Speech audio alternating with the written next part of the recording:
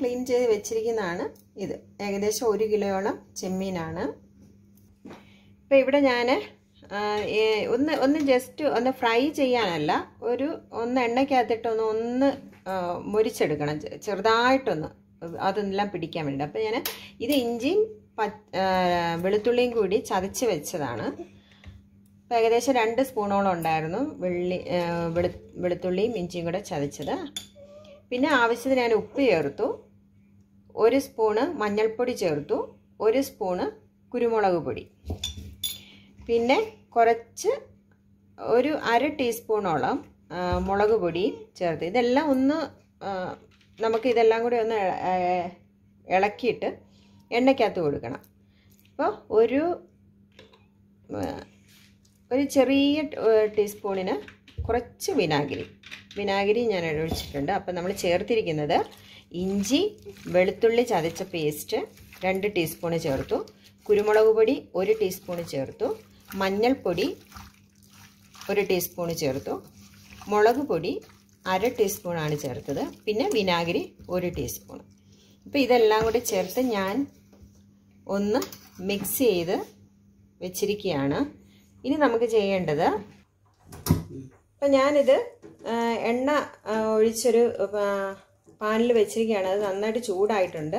അപ്പോൾ നമ്മൾ മിക്സ് ചെയ്ത് വെച്ചിരിക്കുന്നത് ഈ എണ്ണയിലേക്ക് ഇട്ട് കൊടുക്കണം.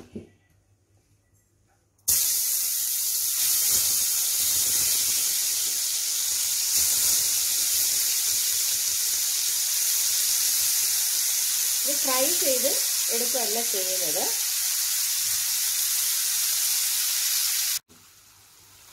ഞാനിതൊരു മീഡിയം ഫ്ലെയിമിലാണ് ഇട്ടിരിക്കുന്നത്. ഫ്രൈ ചെയ്യരുത്, അതിന് മുന്നേ നമുക്കിതെടുക്കണം. ജസ്റ്റ് ഇതെല്ലാം ഒന്ന് അതിനകത്തോട്ടൊന്ന് പിടിക്കാൻ വേണ്ടിയിട്ട് മാത്രമാണ് നമ്മളിങ്ങനെ ചെയ്യുന്നത്. എണ്ണ ചൂടായിട്ടുണ്ട്, അതിലേക്ക് ഉള്ളി ഇട്ട് കൊടുക്കുകയാണ്. ഒരു കുറച്ച് ഉപ്പിട്ട് കൊടുക്കുക, അതൊന്ന് വഴന്ന് കിട്ടാൻ വേണ്ടിയിട്ട്. ഒരു ബ്രൗൺ കളർ ആകുമ്പോഴത്തേക്കിനും നമുക്കത് മാറ്റാം. ഇപ്പം ഇത് കണ്ടോ, ഉള്ളി ഇപ്പം ഈ ഒരു ബ്രൗൺ കളറൊക്കെ ആയിട്ടുണ്ട്. നമുക്കൊന്ന് ഒരു പ്ലേറ്റിലേക്ക് മാറ്റാം. അപ്പം ഇതേപോലെ ഈ പരുവത്തിന് വഴറ്റി എടുക്കണം ഉള്ളി. ഇപ്പം നമ്മുടെ ചെമ്മീൻ അത് ആയിട്ടുണ്ട്. ഒന്ന് ജസ്റ്റ് ഒന്ന് തിരിച്ചിട്ട് കൊടുക്കുക. കണ്ടോ, ഇത് ഫ്രൈ ആയിട്ടില്ല. അപ്പം ഒന്ന് ഇതുപോലെ ഒന്ന് ഇളക്കി കൊടുത്താൽ മതി. അപ്പം നമുക്ക് നമ്മൾ ചേർത്ത മഞ്ഞളും ഇഞ്ചിയും വെളുത്തുള്ളിയും എല്ലാം ഇതിനകത്ത് പിടിച്ചിട്ടുണ്ട്. അപ്പം ഇത് മതിയാവും. നമുക്ക് തീ ഓഫാക്കിയിട്ട് നമുക്ക് ബാക്കി അരപ്പൊക്കെ റെഡിയാക്കാം. ഇപ്പം നമുക്ക് അരപ്പ് തയ്യാറാക്കാം. അപ്പം ഞാൻ തേങ്ങ ചിരണ്ടിയത് ഒരു അരമുറി തേങ്ങ ചിരണ്ടിയതാണ് ഇതെടുത്തിരിക്കുന്നത്. പിന്നെ 1 ടീസ്പൂണ് മഞ്ഞൾപ്പൊടി,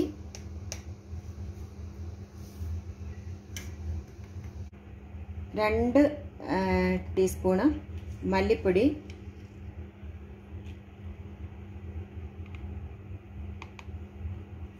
കുറച്ച് വെള്ളം ഒഴിച്ച് അരച്ചെടുക്കാം. അപ്പോൾ ഇത് കണ്ട അരപ്പ് ഞാൻ അരച്ചെടുത്തിട്ടുണ്ട്. അപ്പോൾ ഇനി നല്ലതുപോലെ അരപ്പരഞ്ഞിട്ടുണ്ട്. അപ്പോൾ ഞാൻ ചട്ടിയാണ് വെച്ചിരിക്കുന്നത്. അപ്പോൾ അത് നന്നായിട്ട് ചൂടായി, വെളിച്ചെണ്ണ ഒഴിക്കുകയാണ്. അപ്പോൾ അതിലേക്ക് നമുക്ക് കടുക് ഉലുവ ഇതെല്ലാം ഇട്ട് കൊടുക്കണം. അപ്പോൾ എണ്ണയൊന്ന് ചൂടാവട്ടെ. 1 സ്പൂണ് കടുകാണ് ഞാൻ ഇട്ട് കൊടുത്തിരിക്കുന്നത്. അപ്പോൾ കടുക് പൊട്ടി ഞാൻ അതിലേക്ക് 1 സ്പൂണല്ല കേട്ടോ, ഒരു 1/2 സ്പൂണ് ഉലുവ ഇട്ട് കൊടുത്തിട്ടുണ്ട്. അപ്പോൾ എല്ലാം നന്നായിട്ട് പൊട്ടിയിട്ടുണ്ട്. അതിലേക്ക് നമുക്ക് ഞാൻ കാശ്മീരി റെഡ് ചില്ലിയാണ് എടുത്തിരിക്കുന്നത്. തീ കുറയ്ക്കണം, ചട്ടി ആയതുകൊണ്ടാണ് ഇങ്ങനെ പുക കയറുന്നത്. അപ്പോൾ ഒരു 3 സ്പൂണ് മുളക് പൊടിയാണ് നമ്മൾ ഇതിനെ ചേർത്തിരിക്കുന്നത്. മറ്റേതിനൊപ്പം നമ്മൾ ഒരു ടീസ്പൂണ് മുളക് പൊടി ചേർത്തിരുന്നു, ചെറുതായിട്ടൊന്ന് ഫ്രൈ ആക്കാൻ വേണ്ടിയിട്ട്. അപ്പോൾ അത് ശരിയായി മുളക് പൊടി ഒന്ന് ഒരു ചെറിയ ബ്രൗൺ അതിൻ്റെ കളറൊന്ന് മാറി വരുമ്പോഴത്തേനും നമുക്ക് വെള്ളം ഒഴിച്ചു കൊടുക്കുക. ഇനി ഞാൻ ചേർക്കുന്നത് ആ പുളിവെള്ളമാണ്. നമ്മൾ ആ 2 കുടംപുളി കീറി വെള്ളത്തിലിട്ട് വെച്ചിരുന്നത്, അത് അതിലേക്ക് ചേർത്ത് കൊടുക്കുക. ഇനി ഇതിലേക്ക് നമ്മൾ റെഡിയാക്കി വെച്ചിരുന്ന ചെമ്മീന് ചേർത്ത് കൊടുക്കുക. പിന്നെ നല്ലപോലെ ഫ്രൈ ആയിട്ടില്ല, ഫ്രൈ ആകുന്നതിന് മുന്നേ നമ്മളത് എടുത്തു. അപ്പം ഇതിനകത്തെല്ലാം നമ്മൾ ഉപ്പ് ചേർക്കണം. നേരത്തെ ഉള്ളി വഴറ്റിയപ്പോഴും ഇതിലും എല്ലാം ഉപ്പ് ചേർത്തിരുന്നു. അതുകൊണ്ട് നിങ്ങൾ നോക്കണം ഉപ്പ് പാകമാണോ അല്ലയോ എന്ന്, എന്നിട്ട് മാത്രമേ വീണ്ടും ചേർത്ത് കൊടുക്കാവുള്ളൂ. ഇനി നമ്മൾ വഴറ്റിയ ഉള്ളി ഇട്ട് കൊടുക്കുന്നു.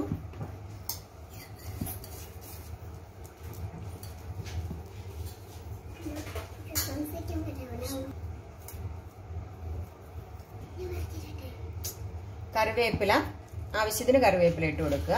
നന്നായിട്ട് ഫിഷൊക്കെ കറി വെക്കുമ്പോൾ കറിവേപ്പില നന്നായിട്ട് ചേർക്കുന്നത് നല്ല ടേസ്റ്റ് ഉണ്ടാകും. ഇപ്പം ഇതൊന്ന് നന്നായിട്ട് തിളയ്ക്കട്ടെ. ഇപ്പം ഇത് നമ്മൾ ഈ മുളകും വഴറ്റിയ ഉള്ളിയെല്ലാം ഇതിനൊപ്പം ചേർത്തിരിക്കുകയാണ്. ഇതൊന്ന് നന്നായിട്ട് തിളയ്ക്കണം. നന്നായിട്ട് തിളച്ചാൽ മാത്രം പോരാ, നമ്മൾ വെച്ചിരിക്കുന്ന ആ ചെമ്മീന് അത് വെന്തിട്ടുണ്ടോ എന്നും കൂടെ നോക്കണം. ചില സമയത്ത് ചില ചെമ്മീൻ നമുക്ക് കിട്ടുന്നതൊക്കെ പെട്ടെന്ന് വേവും. ഇതിപ്പം അപ്പം ഓരോ ചെമ്മീൻ്റെ ഇതനുസരിച്ചിട്ടിരിക്കും. നമ്മൾ വറുത്ത് ഫ്രൈ ചെയ്ത സമയത്ത് അതങ്ങനെ വേകുന്നില്ല, കാരണം നമ്മൾ പെട്ടെന്ന് അത് എടുക്കുന്നുണ്ട്. അതുകൊണ്ട് അതിന് വേകാനുള്ള ആ സമയം കിട്ടിയിട്ടില്ല. അതുകൊണ്ട് നമുക്ക് ഇതിനകത്ത് വേണം അത് നന്നായിട്ട് വെന്ത് വരാനായിട്ട്. അപ്പം അതൊന്ന് റെഡി ആവട്ടെ, നമുക്കൊന്ന് അടച്ചു വെക്കാം. കണ്ടോ, എല്ലാം ഒന്ന് പറ്റിയിട്ടുണ്ട്, നല്ലതുപോലെ പറ്റിയിട്ടുണ്ട്. പിന്നെ വെന്തിട്ടുമുണ്ട്, നന്നായിട്ട് വെന്തിട്ടുമുണ്ട്. അപ്പം ഞാൻ തക്കാളി ഇട്ട് കൊടുക്കുകയാണ്.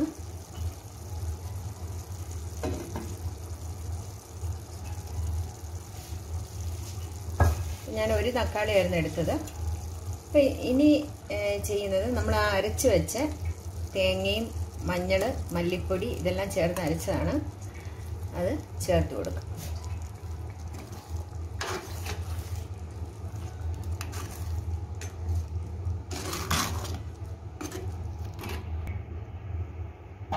അപ്പം നമ്മൾ ആ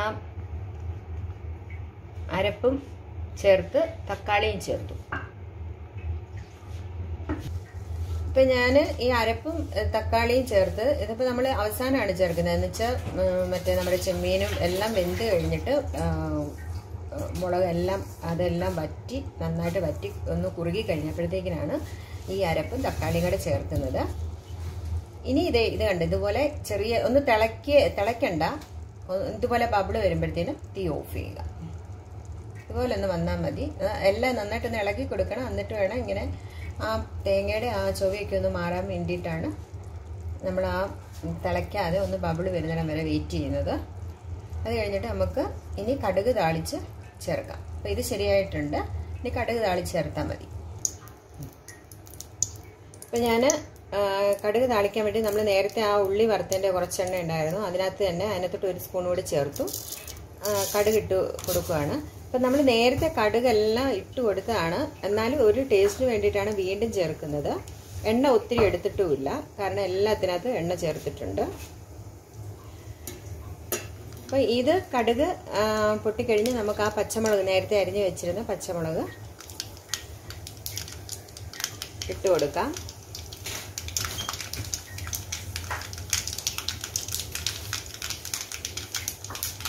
കടുക് നന്നായിട്ട് പൊട്ടിയിട്ടുണ്ട്. പച്ചമുളകും വറ്റൽമുളകും ഒന്ന് വഴറ്റിയെടുക്കാം. ഇത് കടുക് താളിച്ച് നമ്മൾ ഉണ്ടാക്കിയ കറിയിലേക്ക് ഒഴിക്കാൻ വേണ്ടിയിട്ടാണ്. അപ്പോൾ ടേസ്റ്റും അതിൻ്റേതായിട്ടുള്ള ആ വ്യത്യാസം ഉണ്ടാകും.